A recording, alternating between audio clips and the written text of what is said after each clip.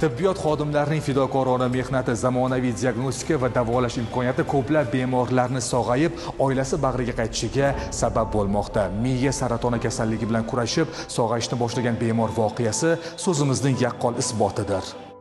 Bu Hoji Akbar.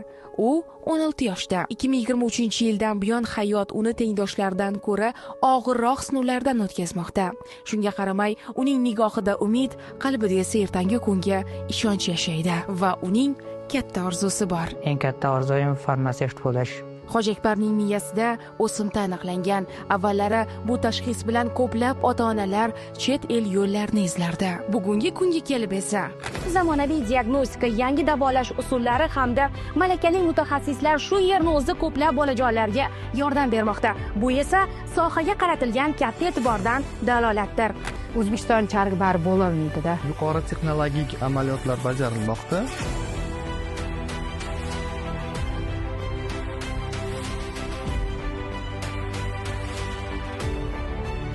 Mening tashxisim medulloblastoma chiqqan. O'g'lim hozir 16 yosh, 13 yoshda aniqlangan edi. Operatsiyalari juda yaxshi chiqdi. 1,5 yil yaxshi yurdi-da. Dekabr 2024-yil dekabrda o'g'lim yana qaytalanib qoldi. Doktorlar, hamshiralar, farroshlar ham bor-ku, bu yerda muomala juda yaxshi. Kerak bo'lsa bu kasallikni, masalan, ochiqchasiga aytsam, yaqinlaringizga ham, masalan, do'st yorlaringizdan ham yashiradigan dard. Bu joyda yashasangiz bor-ku, bu yerda qanday oila bo'lib ketar ekansiz. Ular chunki sizni tushunadi. Hammasi biladi, dardingizni tushunadi. Doktorlarga mingdan ming rahmat. Ular o'z bolasiday qarashyapti. Band bo'lsa ham ishini tashlab kelishaveradi shu yerga. Undan joy ta'sir bo'lmadimi ekan yoki deb. O'zbekistonda 2025-2030 yillarga mo'ljallangan bolalar saratoniga qarshi kurashish milliy strategiyasi qabul qilindi. Uning asosiy maqsadlari: bolalar saratonini erta aniqlash darajasini 65% ga oshirish, 1 yillik yashovchanlikni 34% dan 90% ga yetkazish, 5 yillik yashovchanlikni kamida 60% ga chiqarish, saratonga chalingan bolalarni 100% ixtisoslashtirilgan tibbiy yordam bilan qamrab olishdan iboratdir. Bolalar onkologiya, gematologiya, immunologiya sohasi kattalardan ajratilgan bo'lib, ya'ni onkologik, onkogematologik kasallikka chalingan bemorlarni erta aniqlash, erta bosqichda va davolashni 100% qamrab olish ko'zda tutilgan. Shu maqsadda markazimiz hozirgi kunda 220 ta ko'ykadan iborat bo'lib, statsionar ko'ykamiz bor hamda kunduzgi 51 ta ko'ykamiz o'z ish faoliyatini olib boradi va maslahat poliklinikasi va jarrohlik blok bo'limlari, o'zak hujayralarni yig'ish bo'limlari ham ochilgan. Biz chet ellarda ham ko'rib kelganmiz, ikkita davlatga borib keldik, lekin to'g'risini aytaymi, davlatimizga teng kelmas ekan. Chetga chiqsangiz biznes narsa ekanda bu. Chunki har bir yerda O'zbekistonda boshqacha qaraydi, boshqacha muolaja qiladi. O'zbekiston charigi bari bo'lolmaydi-da.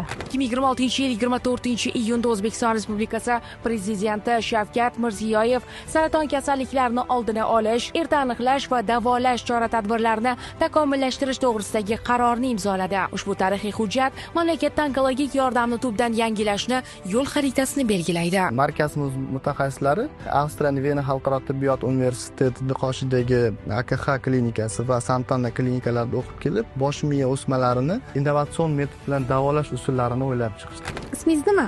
Abdulboriy. Yoshingiz nechida? 12 da. Bu yerda qanchadan beri davolanyapsiz?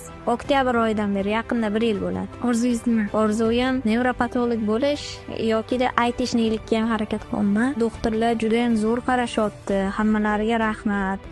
Hamshiralar zo'r tomirlarga tushib yaxshi qarashyapti. Markaz qoshida Mehrli maktab o'z faoliyatini olib boradi. U yerda bolajonlarni tahsil olishi uchun barcha shart-sharoitlar mavjud. Bular bolalar yolg'izlanib qolmaydi, tushunyapsizmi? O'zini kasalman yo muhitdan qolib ketganman deyilmaydi. Mana shunda ham davolanadi, ham o'qishini davom ettiradi. Raqamlar: minglab davolangan bemorlar, milliardlab investitsiyalar yoki o'rnatilgan uskunalarni ko'rsatishi mumkin, ammo bu islohotlarning asl qiymati sog'ayib uyga qaytayotgan har bir bola, yana bir bor farzandini kulgusini eshitayotgan ota-onaning quvonchidadir.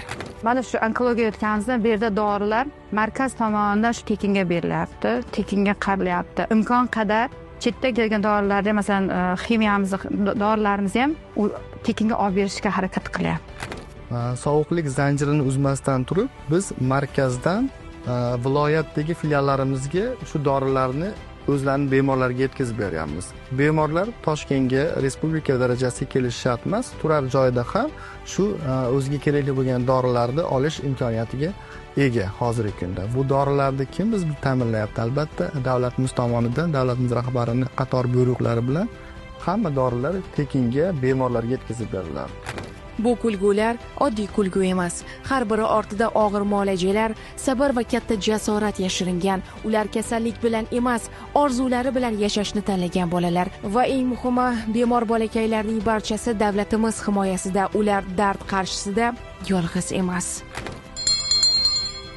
Xodimlarning ta'kidlashicha, butunlay sog'ayib ketgan bolajonlar an'anaga ko'ra aynan mana shu qo'ng'iroqni chalishar ekan.